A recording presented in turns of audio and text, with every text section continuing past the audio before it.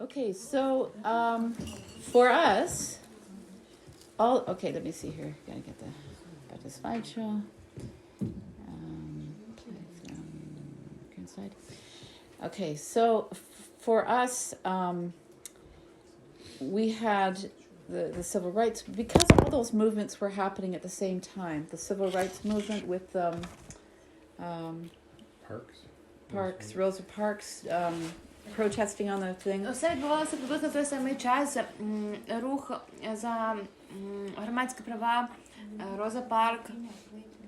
You know that story, right? Ви знаєте історію про Розу Парк? It's where she sat on the bus when she was supposed to not, because she was a Роза black Парк, person. чорношкіра активістка, вона зайняла сидяче місце в автобусі в той час, коли чорношкірі люди не могли цього робити, і з цього виринула весь протестний рух.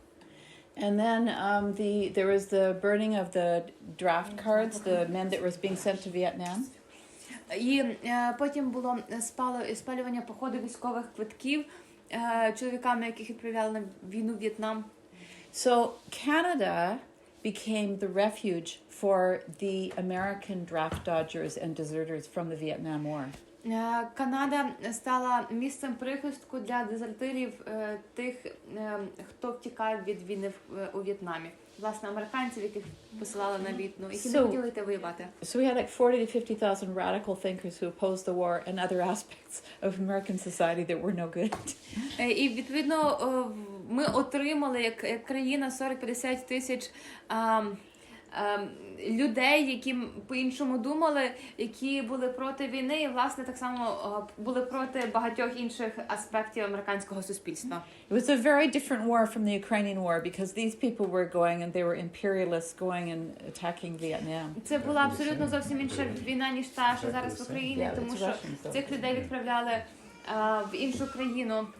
The American soldiers at that time thought they felt like their government was like Russia attacking Ukraine right now. They didn't want their country to be attacking Vietnam.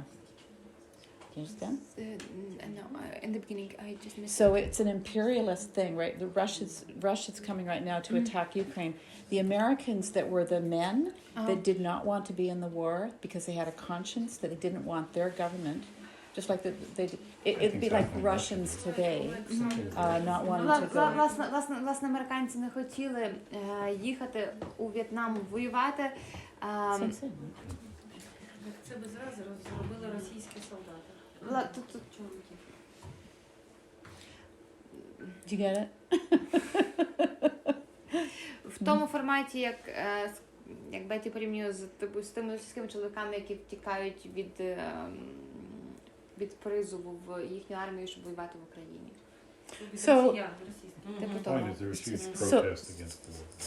There's a huge protest and that's the beginning of the hippie movement too, right? Був великий протестний рух проти війни, і це стало також початком руху хіпі. And so here's the hippies, right? There was all the Ось хіпі, власне. Right. And so what happened with the draft dodgers is some brought their sisters to Canada. І, відповідно, дехто з цих втікачів так само привезли своїх сестер до Канади. So some of the first midwives in Canada were actually American women who had come up from the States because they didn't want to be in the United States. І, відповідно, першими акушерками в Канаді стали ті жінки, які приїхали, втікаючи з Америки. Also, the abortion issue was a big issue in the 1970s. Так само великою проблемою було питання абортів. And, went too far. And so it was the time of reproductive rights. And this says my body, my decision. І це був період репродуктивних прав. На плакаті написано «Моє тіло, мої рішення». So having a home birth in this time period was very political. It was a very political act. Відповідно, мати домашні пологи в цей період це було таким дуже політичним твердженням. There was certainly also there was the beginning of people started to write about the medicalization of childbirth. Люди почали писати про медикалізацію пологів. So this was the first birth center. It was in California. І перший пологовий центр був відкритий в Каліфорнії. And Raven Lang published this book. Did you publish? No, Raven Lang. І Ревен Ленг опублікував цю книжку. And one of her friends is a very good friend of ours. Her name's Kate Boland. І одна з її подруг, дуже хороша подруга Бетті Енн, She started practicing midwifery in California. вона почала практикувати акушерство в Каліфорнії. And around the 70s, do you remember the 75 or something? Two hippies, no, not real hippies, two detectives from the district attorney, Detectives? two police, yeah, dressed up as hippies. And the woman was pregnant. They dressed up, they pretended they were hippies because it was not legal to practice midwifery. So they went and they pretended they were hippies. And when she started talking about what she was going to do, they arrested her. І була ситуація, що двоє поліцейських перевдяглися наче у хіпі, в одяг хіпі. І один з цих поліцейських, це власне була вагітна жінка, вони прийшли до цієї акушерки, і коли вони почали з нею спілкуватися, акушерка почала озвучувати, як вона може допомагати, що вона може робити, вони її арештували. So I'm... And handcuffed her. Oh yeah, they handcuffed her and took her away, and also... В наручники і забрали її. But this is a story... This is the beginning of the story in the United States and in Canada of midwives being charged, midwives going to jail, or midwives going to court. But we realized as a movement that this was a good thing. Це був той період в Канаді і в Америці, коли акушерок затримували, коли акушерок відправляли у в'язницю і відбувалися судові справи. І ми зрозуміли насправді, що це було добрим для суспільного політичного руху. Because when every court case, so when our friend Kate in California was taken to jail, she fought it and she won because she was not practicing. She was not engaged in the practice of medicine. That's what she proved. І, власне, наша подруга, яку ув'язнили в Каліфорнії, вона оскаржила рішення в суді і її випустили, власне, тому що вона доказала в суді, що вона практикувала акушерство, але не медицину. Right. Okay. So it was like midwifery is not the practice of medicine. Відповідно, що акушерство це не те саме, що практикувати медицину. Давайте придумаем это слово, чтобы у нас было акушерство, а не медицина. And then We need to coin out a new word to explain the whole difference between midwifery and... Like yeah, we need a whole word. Yeah. So then, you know anime. Does people know anime? Аніме? Oh, it's not working. Oh, I can't. It's not coming up on the thing. It's funny. She's hidden there, but she's not coming up on the thing. Anime Gaskin там. Yeah, anime Again, Gaskin. you click on that one. Does it come up? Полное акушерство у меня есть. And I click on it again. It doesn't come up. Oh, it's kind of weird. I don't know why. Well, maybe there's a fill in there. Yeah. Okay. Anyway, so then these were two other books. So people were really writing in the early 70s. They were writing all these books, and they were all selling like 750,000 copies. It was amazing. Було продано That's the Immaculate дофіга копій Deception. цієї книжки. Sorry? Was she saying we should do these books? No, I just translated it right away. Oh, okay. Well, anyway, this is what you guys have to do. This is an amazing thing. These books just went. Ви повинні так само перекладати ці книжки, це чудовий інструмент. Somebody needs to write a history of Ukraine Хтось повинен написати історію акушерства в Україні. and a history of the beginning of the Association of Midwives of Історію Ukraine, на початку асоціації акушерок України. and why you're doing home І births. для чого ви народжуєте вдома. And you have to develop your consumer groups. You've got people here that are not midwives, but they're І вам consumers. потрібно розвинути вашу клієнтську групу, власне, жінок. Okay, so during this time period, there was a big debate because in the United States, there was a group of nurses that formed the American College of Nurse Midwives. І була величезні дебати. В Америці тоді була група медсестер, які оформили коледж медсестер-акушерок. But they were doing births in hospital. Але вони приймали пологи в лікарні. It's just like that history in Canada where the doctors were saying, well, those people are okay.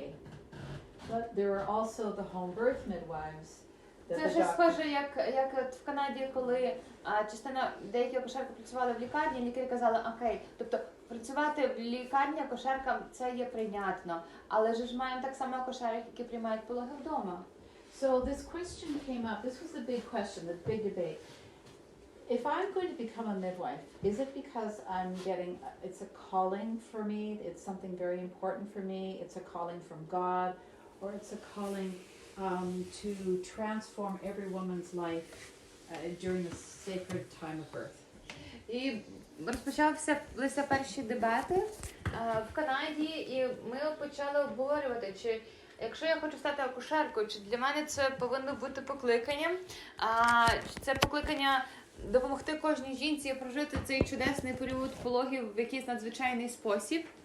Like, am I going to do birth to change every woman's life, or am I just going to go to a college like this and get a degree? Відповідно, чи я хочу стати акушеркою, щоб змінити життя кожної жінки, чи я просто хочу стати акушеркою і піти в якийсь навчальний заклад, коледж і отримати диплом.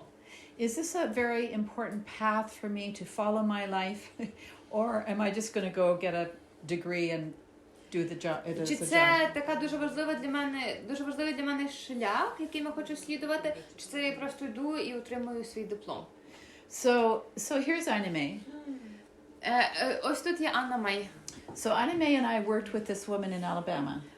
Анна Мей і я, ми працювали з цими жінками в Алабамі. So I spent 3 years in Alabama in the Я United 3 States. роки прожила в Алабамі, США. And this woman, her name's Maggie Smith, and she worked till Margaret Smith. She worked till she was 99, 96. What is her name? Margaret Smith. Цю жінку звати Маргарет Сміт, і вона працювала до того, як я виповнилось 96 років. And she was a granny midwife, a black granny midwife in Alabama. І вона була такою старшою жінкою, чорношкірою акушеркою в Алабамі. And she felt that her calling came from her community. І її покликання, воно пішло від її спільноти. And I thought, this is very similar to the Guatemalan midwives that I learned from, because they feel that it's a calling for them as well.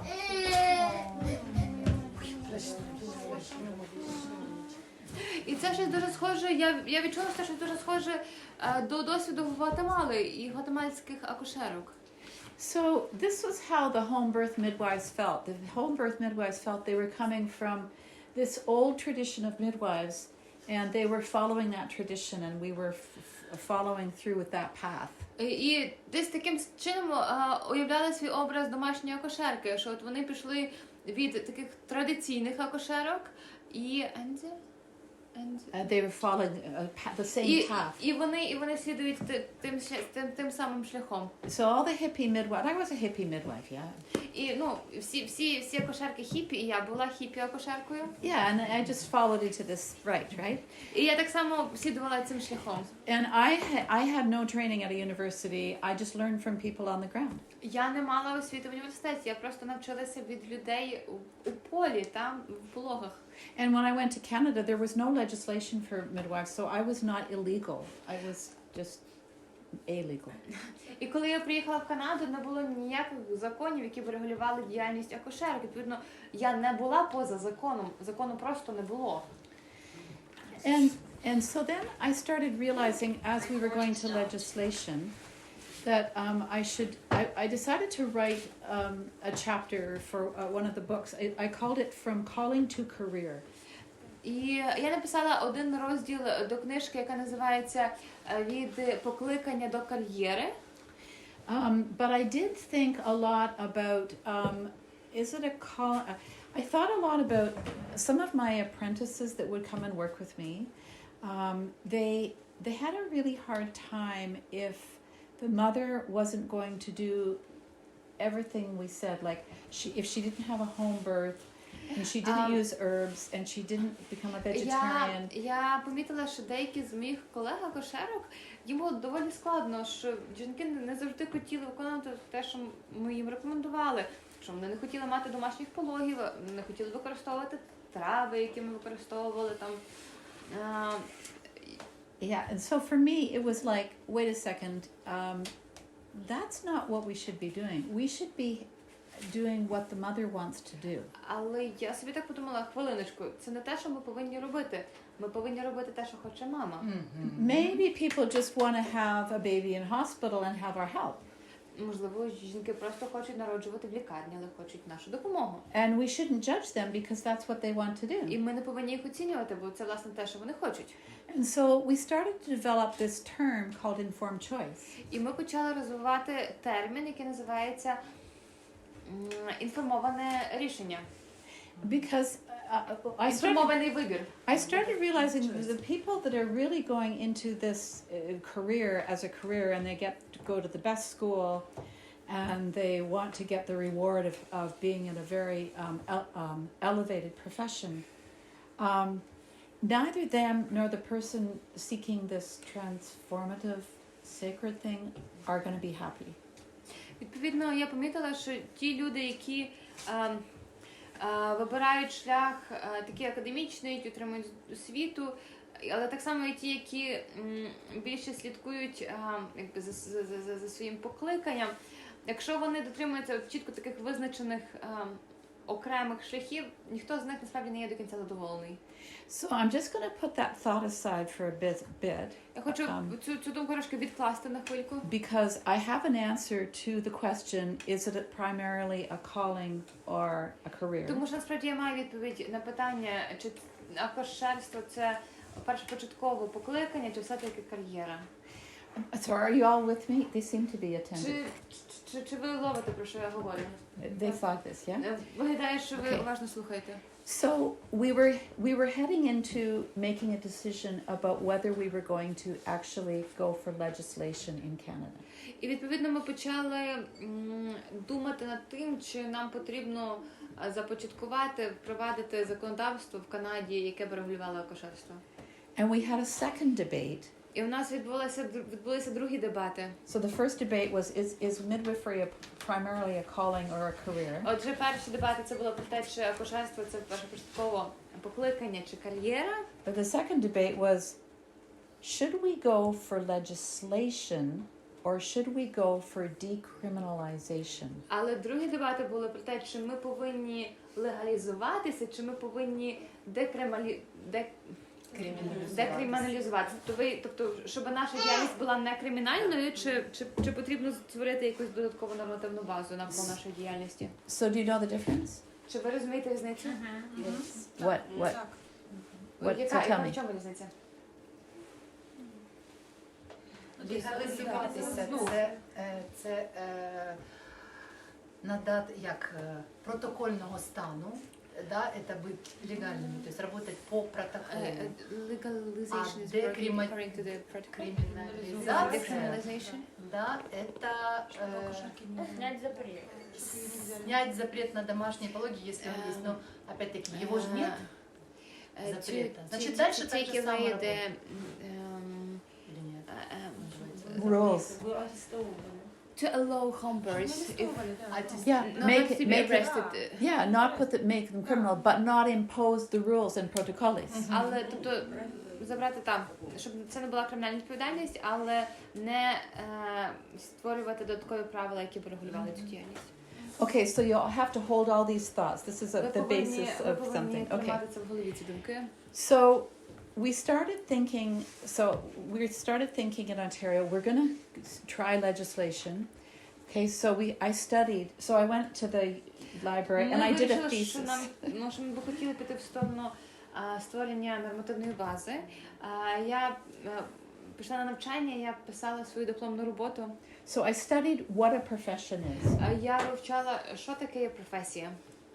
So what distinguishes a profession from an occupation? І якщо на вашу думку відрізняє професію від зайнятості? So that's my question. What Це моє do you питання. think? Професія в правовому полі. Profession is in legal sphere. Зайнятість це те, що я собі займаюся. And occupation is whatever I do. It can be also hobby. And profession is what you are allowed to do, what you can, you have Профессия like есть какое-то развитие, это ты and одним делом that занимаешься, должен you have иметь some развитие. development in the А profession. занятость она может меняться и And каждый occupation can день. be changed like every day. Okay, interesting. Okay. Цікаво. Okay, so I don't know if you're aware, but the sociologists have been studying what is a profession for decades. Не знаю, чи ви знаєте, але соціологи вивчали, що таке професія десятиліття. And it started in the 1960s. І це почалося в 1960-х роках. The same time when all these social movements started. А в той самий час, коли розпочалися ці всі соціальні рухи. So there's 4 theories of what a professional Є is. 4 теорії професії. Що таке професія? Okay, so the first one, and I have no idea how you're going to translate that, but I'm going to explain what it is, okay? It's taxonomic. I don't even know what it means in English. So I think Підхід, таксономічний підхід. it has to do with wordage. It has to do with the same problem you're having. The word taxonomic has to do with language and how you define something and how you say it. This problem you're having, the problem with akucheka and akucheka lidar, it's the same thing. Okay.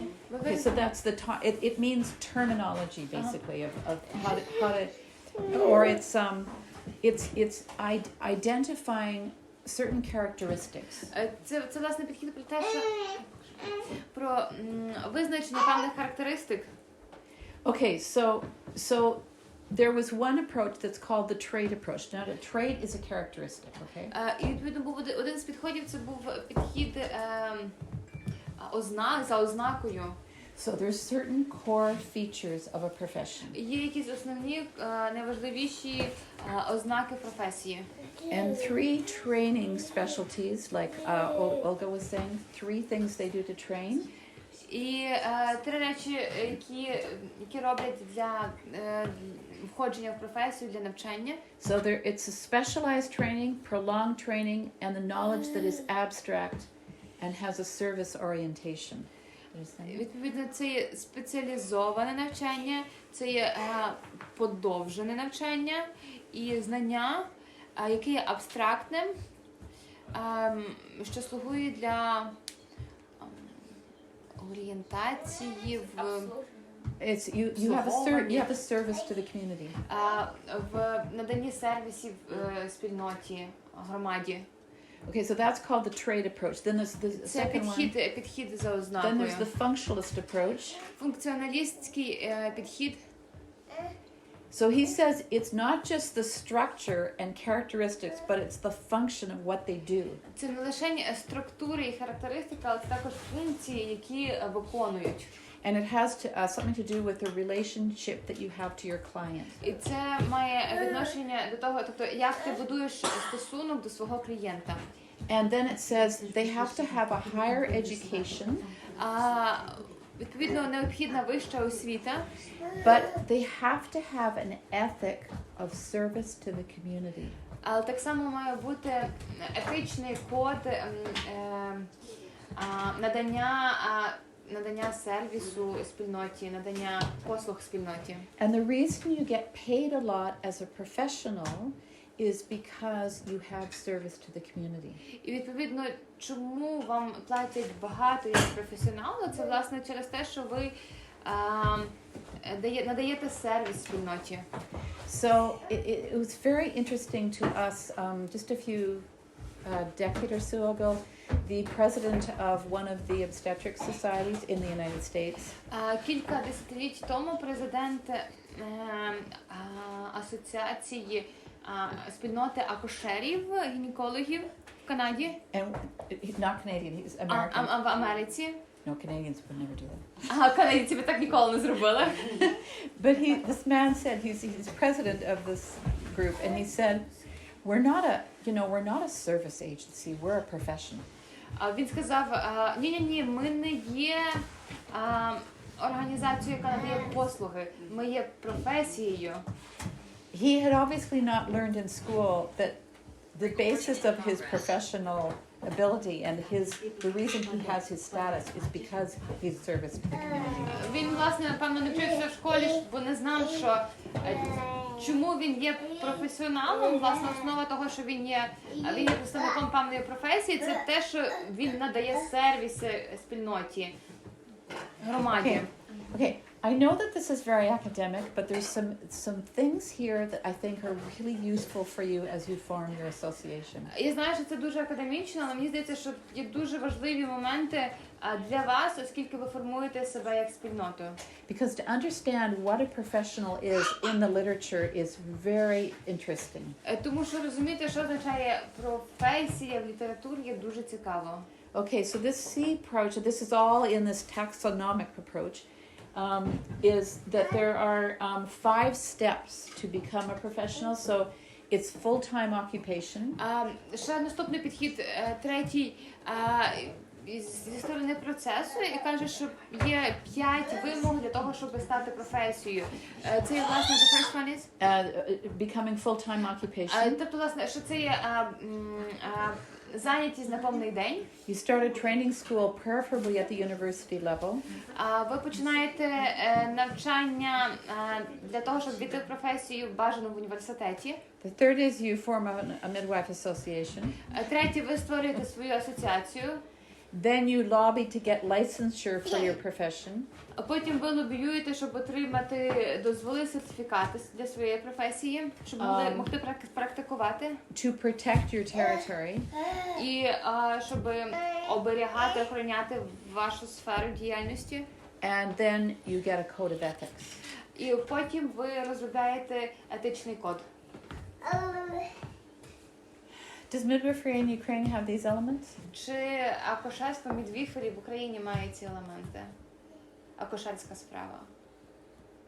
Okay, but wait, Yes, why not? they have quite a bit. I think they do. Okay. There is education, there is code of ethics, there is full-time occupation. There is just no legal norms. We have ethical norms. Okay, so I agree with them. I agree with them. Я з вами погоджуюся. So you have to understand, when I started midwifery in Canada, I had nothing. I had no profession. Like, Щоб ви повинні розуміти, що коли я почала практикувати акушерство в Канаді, в мене не було нічого, в мене не було it was цих елементів. not sanctioned by our government, right? No, I had no law. Okay, so we only had just a few of these traits in the 1970s У нас було in ще Canada. декілька з цих ознак в 70-х роках. So then we get to more interesting part. Okay. Зараз більш цікавіша частина. So that was in the 1960s. Those Це were the було в definitions 60-х of роках. the profession. Були такі визначення професії. Okay, now this is a really important thing. Це справді важливо. In the 1970s, now this is in the literature in the States, Canada, and Britain, and I don't know, these are mostly English-speaking authors, okay? But what they said is that traditional approach, that approach about functionalist, trait approach, the process approach, there's something missing there. Власне, в 70-х роках автори з англомовних країн почали говорити, що в тих попередніх підходах, про які Бетті щойно розказувала, там чогось бракує. Because they realized that professions pretend that those traits are not attached to power, and they assume that their ethics are good. Тому що ці професії, вони все-таки притворяються, що їхня професія не має жодного відношення до розподілу влади. And be attached to good beyond greed. І що їхній етичний код насправді є етичним, добрим.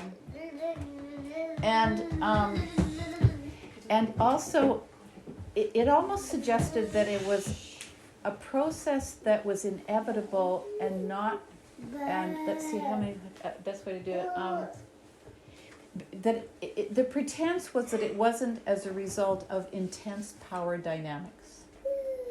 Вони притворялися так, наче їхня професія не була результатом інтенсивної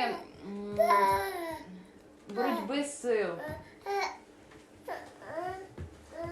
So it's almost like the trade and functionalists, it's almost like they bought the pretense that they had come up with.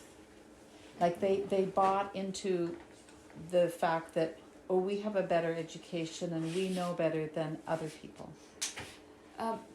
Так склалося, наче вони самі повірили в те, що через те, що вони мають кращу освіту, вони мають окрему професію. Якось так. So the interesting thing was that if you understand that ideology, it suggests that this is one of the best authors I found, that it suggests that really those groups manipulate that definition of themselves. The groups that are professionals say, we're a professional because we do this, but it's very quickly that their ethics and their greed can take over. Oh, greed. Greed is wanting more than your share.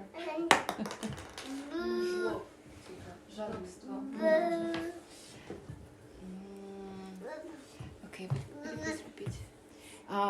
So what it is maybe this is a better way. I'll go to the next one.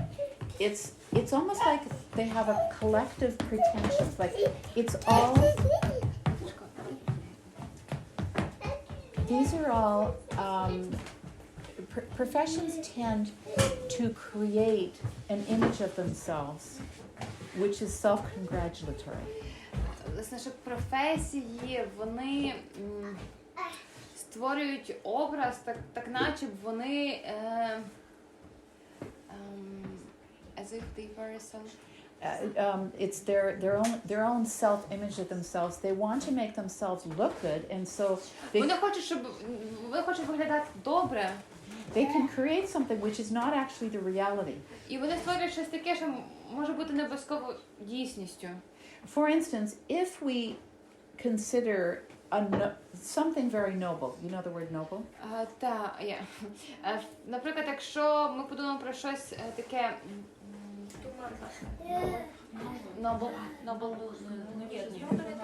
щось благородне. Якщо ви подумаєте про щось благородне. Regal, important. I got it. Good. So professions pretend to be noble, but often they're just very greedy. Відповідно, професії вони притворяються, ніби вони є благородними, але дуже часто вони просто жлобські. And a good example is this doctor who, the head of his profession, who said that we're not a service industry, we are a profession. І от, наприклад, це цей лікар та чоловік з Америки, який сказав, що ні, ми не надаємо сервіс, ми не є індустрією послуг, ми є професіоналами. So read this line. This is an important line here.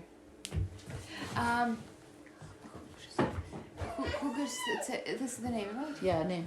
The professions formulate collective pretensions to create and maintain their purpose. What is pretensions? Pretensions. Pretending. Хуг припустив, що професії створюють колективний образ, якесь таке не колективно притворяються, щоб створити і підтримувати свою владну структуру. Okay, so you got this. Okay, so the next group of scholars that decided they had a better understanding of professions were called neo-Weber. Інша група вчених дослідників, які вважали, що в них є краще розуміння, що таке професія, це є, власне, Нео-Вебер. Does anybody know Max Weber stuff in sociology? Чи ви знаєте Макса Вебера і його роботу в соціології? He's a German sociologist. Він німецький соціолог. Okay. All right. Okay. So anyway,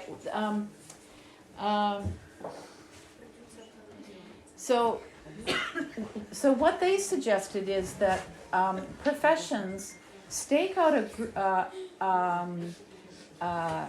a territory. They stake out a jurisdiction, a territory, and then they try to monopolize that territory. Те, що вони запропонували, це те, що професії вони формуються в рамках певної території, і вони розвиваються, щоб цю територію повністю монополізувати. And the three, let me see here. So these are the approaches. So there's the exclusionary approach, which means so there's a profession, and they form a profession, and then they try to exclude people. They form a box. Є підхід виключення, тобто вони створюють професію, а потім вони відкидають всіх тих, хто не входить в цю професію, тобто які поза межами рамок. And they try to keep the lesser thans out of their profession. І вони намагаються тримати інших поза межами цієї професії. But they try to usurp power from another profession. Але вони використовують їхні сили для своєї професії. And so these are the usurp. You understand what usurp means? Usurp is take from another profession. Якийсь такий користувальницький підхід.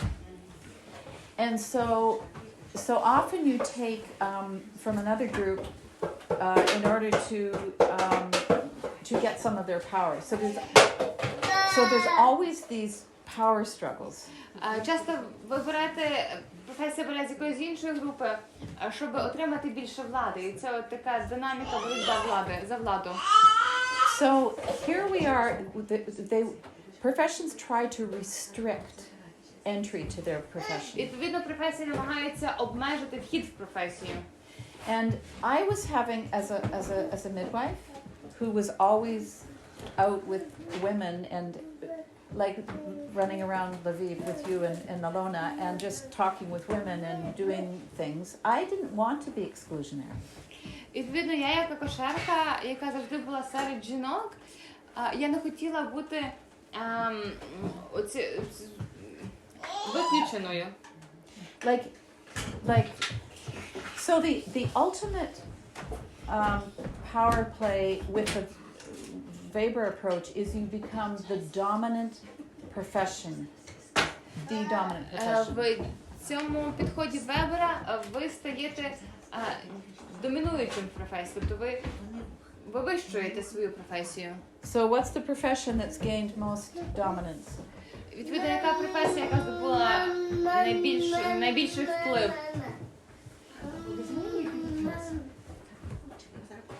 Нічого покричить, Пускай идет вместе с этой банкой.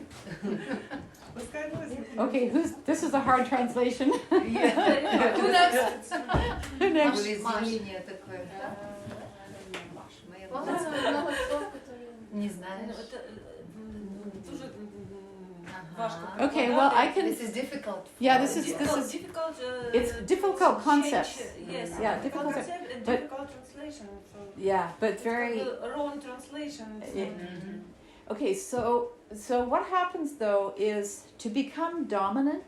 You know that word? Yeah. Okay. Is that the same word in Ukraine? Yeah. I try. Same. The second. Okay.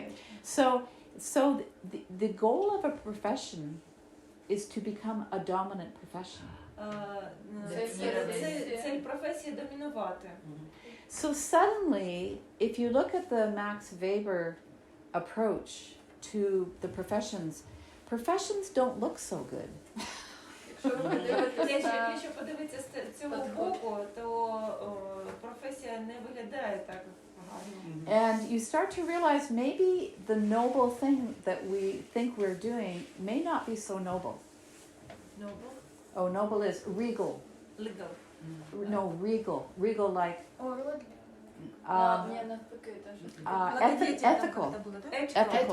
ethical and moral. It may not be that ethical because actually, in order to gain power, you are crushing other people. Коли ти отримуєш владу, то ти You're stomping on other people to take their power, and you're being exclusionary. Коли ти отримуєш владу, ті люди починають якби топтати по іншим людям. Корона виростає. And then I'm going to jump ahead. So there's actually this thing called occupational imperialism. Do you understand what that is? Оккупационный империализм. Yeah. Ні, occupation це occupation. У меня ж все надо. Занятість. Occupation. Професіональний імперіалізм. So it's like what's scope of practice? Do you know what that is? So each of us has a jurisdiction, right? So I decide I'm a midwife. I do births. I do home births, hospital births.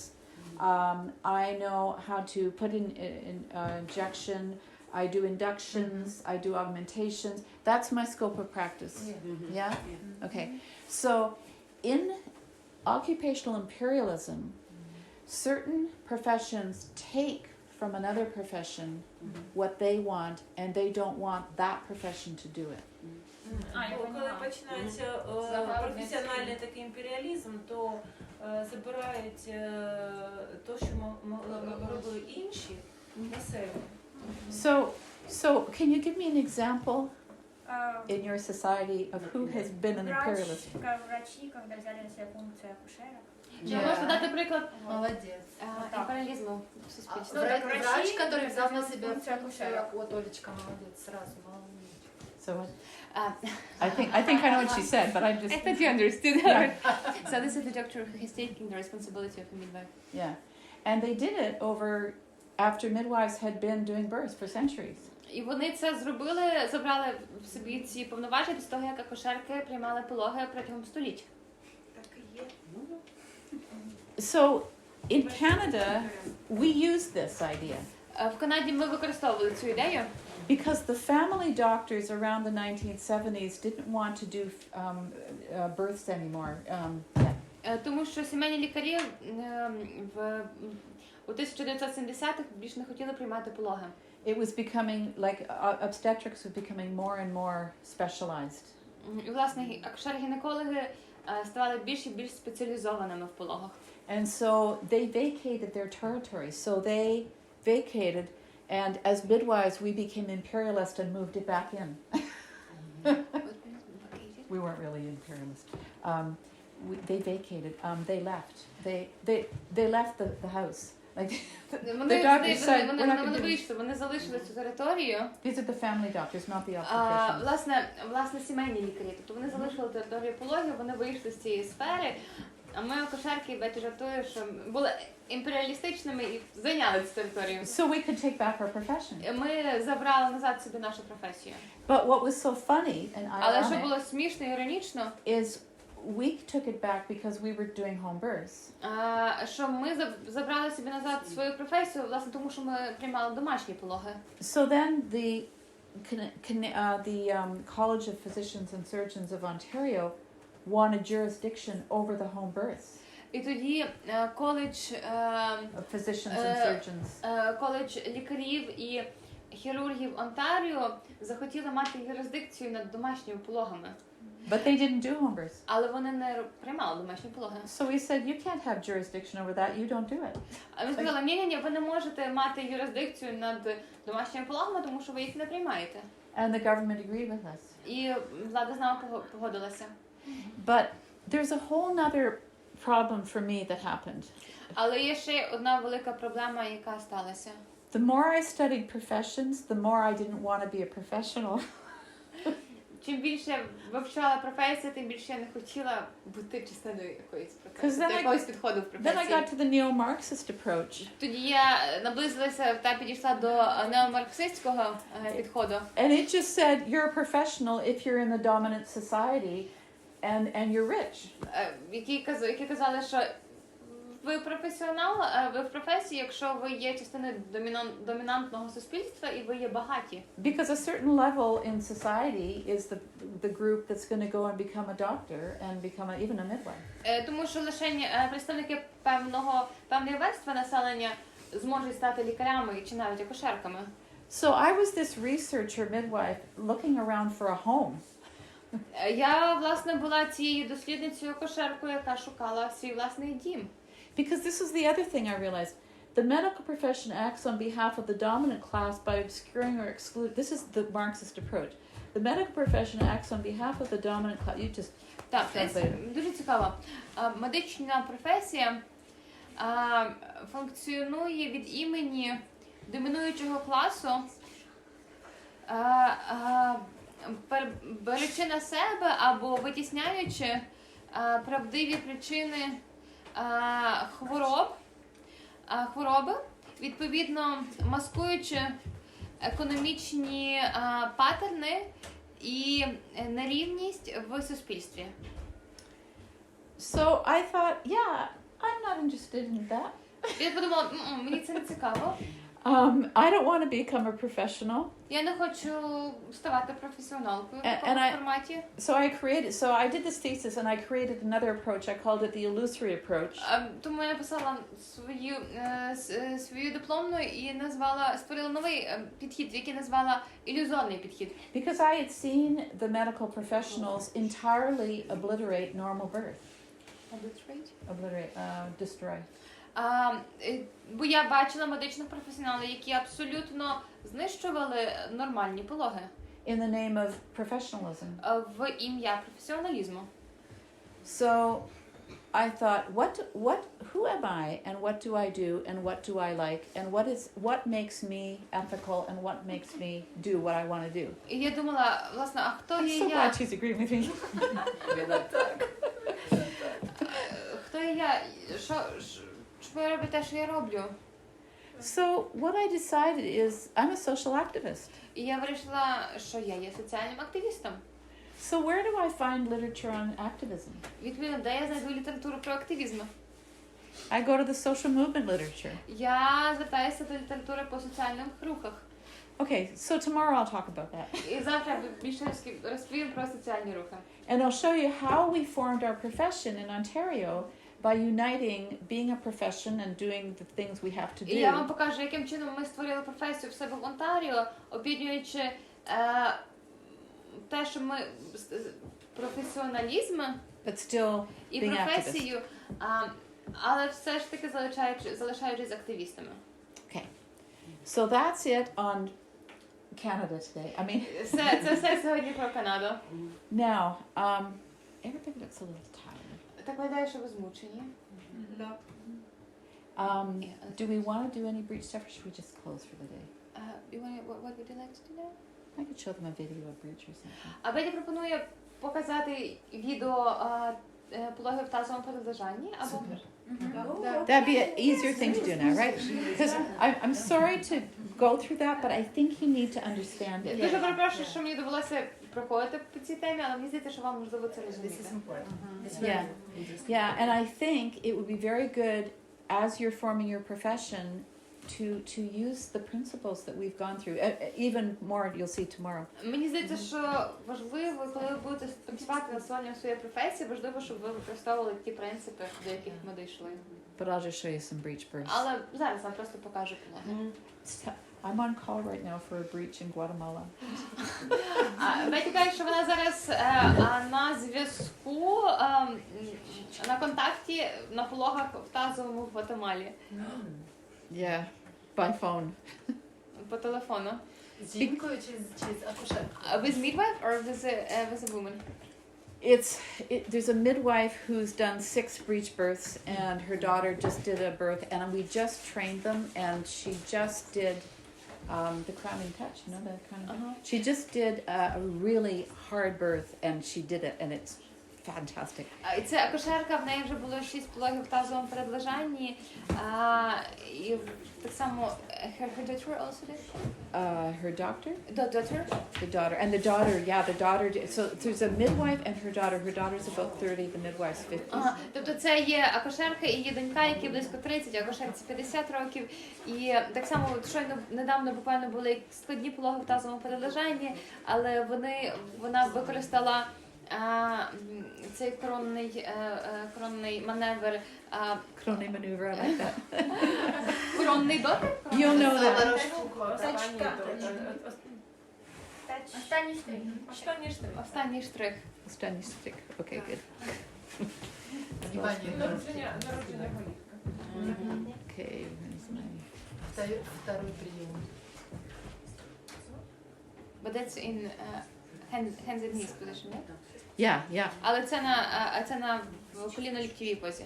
I just don't do a breach anymore on the back. Я більш не приймаю пологи в тазовому на спині. Лежа на спине. It's just so clear to us, and with Це Ken and настільки I, зрозуміло для мене. and the Для мене, для Кена. research we've done together, it's just clear. І виходячи з тих досліджень, які ми разом робили, це абсолютно зрозуміло і однозначно. Можно еще раз? Акушерки, которые принимают пологи, ей 50 лет. Так. Господи, у мене вже 50. Акушерка, яка приймає пологи, ота, Так, з яка Гватемали. зараз В Гватемалі. в Гватемалі, їй 50 Так. років. Скільки вона практикує? How long is this midwife who is 50 in Guatemala practicing? 30 years. 30 years. 30 Ага. І років. вона має only 6 births. Yeah, because she didn't do them before. Так, лише 6 пологів тазовому вона прийняла, тому що раніше вона не приймала. But she's gaining more courage because the obstetricians are just doing cesareans. Чесно. Але вона Це чесно, вона а не 1000 років. вона починає зараз більше приймати, тому що лікарі відмовляються приймати пологи в тазовому. Yeah, it's Thank you. У меня были одни за Да. всю Ого. мою жизнь. Ну, не считая роддом. Мгм. Дома. За 8 лет. Просто не было. Жінки бояться. Не было. А тут за 36. Дома? Нет, тут дома, мы дома. В роддоме были. Ну, тоже 8. Это другое совсем. Вот, но это все равно крутой опыт Например, на за украинском. последние 20 лет я даже сначала говорила, А есть Да, первые кто еще. хочет- А есть еще первые кто 20 лет. хочет, кто хочет дома, кто хочет естественно, я как бы думала, поэтому идти домой, рожать дома. wait, I have to ask them not to video, І, будь please, ласка, а не знімайте ці відео. because it's from Frankfurt, and I'm part of the Frankfurt team, but they've asked us not to video any of this because these parents have not allowed it to go on. Це відео з нашого франкфуртського дослідження, з нашої команди. І ми не виключіть, будь ласка, ми не отримали дозвіл від жінок на розповсюдження, на зйомку цих відео. Лише для навчальних мети. Okay. Sorry, I just can't do it. There's some I can actually give you, Є деякі відео, з якими я можу з вами поділитися, but certain ones I can't. але деякі ні. But I just really like this one. Але мені дуже подобається це відео.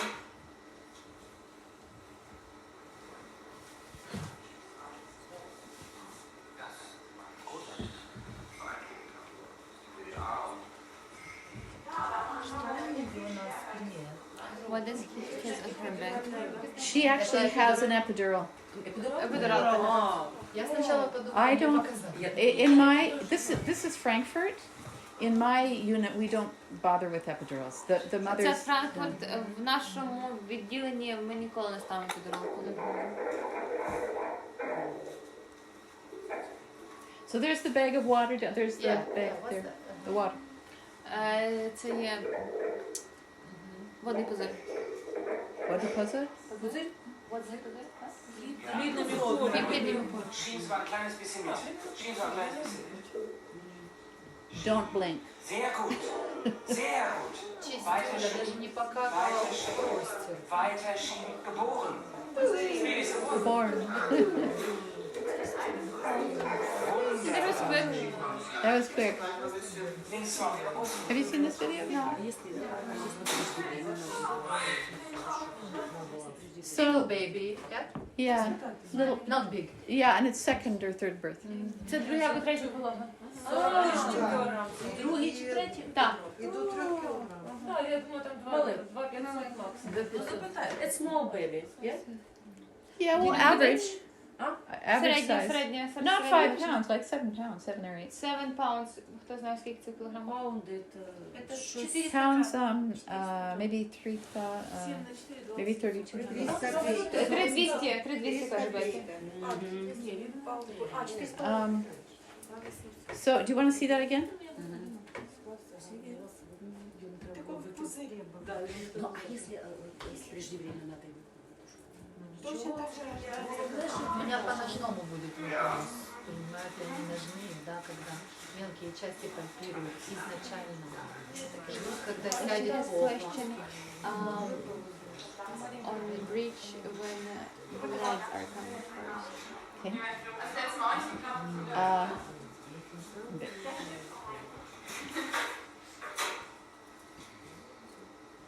Еще раз. Да.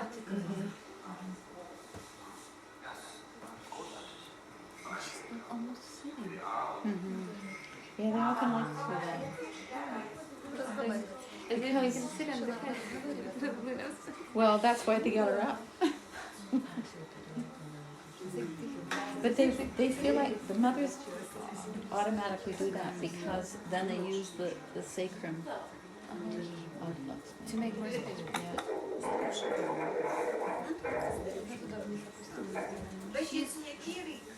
Which year is it? Which year? Yeah. About 2006. 2006. Ja, dann schieben Sie mal ein kleines bisschen mit. Schieben Sie mal ein kleines bisschen mit. Sehr gut. Sehr gut. Weiter schieben. Weiter schieben. Weiter schieben. The Geboren. baby just falling down. Wie ist geboren? So, Wunderbar. so Victoria just said, the baby just falls out. Я And сказала, що типу, дитина просто and that's true. випала. And so Ken and so what happened was I went to Frankfurt in 2008. Я поїхала в Франкфурт у 2008 році. I had phoned Frank in 2007 Я зателефонувала Франку в 2007. and I asked him if I told him that I was very sad about the Canadian study on breech that had happened. І я сказала йому, що мені дуже прикро за канадське дослідження по пологах в тазовому передлежанні, Which Ken and I will tell you about tomorrow. Про яке ми завтра з Кеном вам розкажемо. And I said I'd become the Canadian apologist for this study. І я сказала, що я є тою людиною, яка просить вибачення від імені канадців за це дослідження. And he said, "Come right over. It was great." And I worked on helping him with his data. Він сказав, приїжджай, і я приїхала, я допомагала йому працювати з даними. And I said, "I've just got the man who can help us with this study." І я сказала, я так само знаю ще одну людину, яка нам допоможе в цьому дослідженні. And so what we did was we did his data. And just so you know, it looks like 56.3% of the births, of vaginal breech births, the baby just falls out like that. І ми, відповідно до наших даних, так виходить, що 56% вагінальних пологів в тазовому передлежанні, що робили в рамках цього дослідження, діти просто випадають. Over half of them. Більше половини. So, how many of you, tell me about what happens in your hospitals around Розкажіть, що відбувається в ваших лікарнях стосовно Кесаря оперують. Чаще да. cesarean. У нас даже показы есть. У нас показания в протоколах, We have, желания женщин. In protocol, the willingness of a woman to have cesarean if she wants, in case of breech. If a woman wishes to have cesarean in breech, she officially can, according to the protocol. Yeah. У нас очень редко. And do you recommend that? І чи ви рекомендуєте кесарський? Are you required to recommend? I don't know. Чи є вимога, щоб ви рекомендували кесарський? Нас не спрашивают. спрашивают, это прописано. Ну, это... Ми маємо такий показ офіційний юридичний. Тазу Да. та відмова Это жінки. протоколы. Якщо вона прийде і Протокол, вже досі протокол. когось там налякав, і вона скаже, я не хочу, я боюся, ти з нею розмовляєш, а вона каже, да, дякую, але я все одно хочу оперуватися. Ну, а якщо вона хоче народжувати, Рожает. Никто не настаивает. Ну дивіться, якщо вона хоче народжувати, в нас знову ж таки ситуація. Є ще покази, наприклад, великі, понад 3800. But if the baby Да. is big, А якщо then вона the additional accommodation. How big? А, скажи, будь ласка, велика дитина це скільки? 3800. 3 кіло по українському 3800 и больше. 3700 та вище. 3700 и выше по украинскому протоколу. Против Even, Ну, 700-800 тоже. Ні, 3700. 700. Но это не является противопоказанием. Я вам хочу сказать, у нас есть, я вам хочу сказать, у нас не ведут роды, потому что, ну, как бы, я работаю уже давно. И у нас не ведут роды, не хватает выдержки. Выжидательной тактики при тазовом приближении нет. I just have not enough patience to wait with during breech birth, like to have this expectancy tactic Может, in кто-то breech из birth. акушерок скажет наоборот. А есть ли специалисты в вашем роддоме, которые когда-нибудь принимали тазовые роды? Конечно, конечно, да. Yes, we did. Но не хватает терпения при тазовом But приближении. we don't Если при have enough головном special будут ждать, да, и And, при головном не всегда we хватает. don't like Будут to ждать, wait пока during голова breech. опустится на тазовое дно. Но But when the ягодицы breech is только подходят when the широкой baby is части, just coming to и the есть bladder part, уже желание женщины пушить. and there is a willing to make the woman push right away. А что? Широкой части. А что? А на некоторые широкие. Yeah, sometimes even from Если the бы узкая, то wider было part. вообще шикарно. Вот. А при тазовом нужно просто набраться терпения и ждать. But with breech you just need to Ну wait. да, да. Никого не заставляли ожидать.